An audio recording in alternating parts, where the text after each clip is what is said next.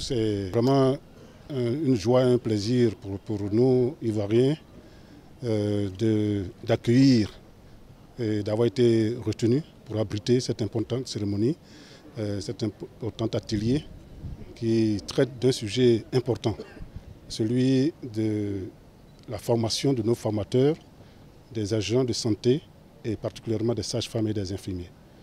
Donc pour nous, c'est un point d'honneur que nous mettons à encadrer cette activité puisqu'elle concourt à la réduction de la mortalité maternelle dans nos États et surtout qu'elle va relever la compétence de nos sages-femmes.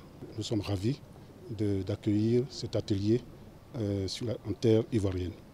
Et nous profitons de votre micro pour féliciter les organisateurs, notamment l'UNFPA, l'OAS, qui a bien voulu mettre en place cette initiative de renforcement des capacités de nos agents de santé, notamment les sages-femmes et les infirmiers. Cette formation, je l'ai dit, que la ministre de la Santé et de l'Hygiène publique de Côte d'Ivoire a fait de son cheval de bataille la lutte contre la mortalité maternelle et infantile, notamment la mortalité maternelle. On l'a dit tantôt, il est inconcevable qu'une femme qui donne la vie perde la sienne. Et donc nous mettons un point d'honneur à faire cette lutte contre la mortalité maternelle.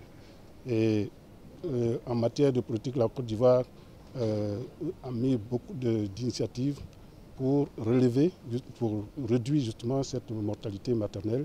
Et je vais citer entre autres le renforcement justement des compétences des sages-femmes à travers ce que nous avons appelé le mentorat, qui consiste à encadrer les jeunes sages-femmes sorties de l'école par des anciennes qui sont pétries d'expérience et qui permettent sur le terrain de les coacher, de leur permettre d'acquérir les gestes nécessaires pour faire face aux urgences obstétricales. On espère qu'elle prendra forme dès la rentrée prochaine, c'est-à-dire en 2019, au sortir des travaux ici présents. On a dit une feuille de route va être établie pour amener la mise en place de ce master de formation en santé des sciences infirmières dès la rentrée prochaine, c'est-à-dire fin 2018, début 2019.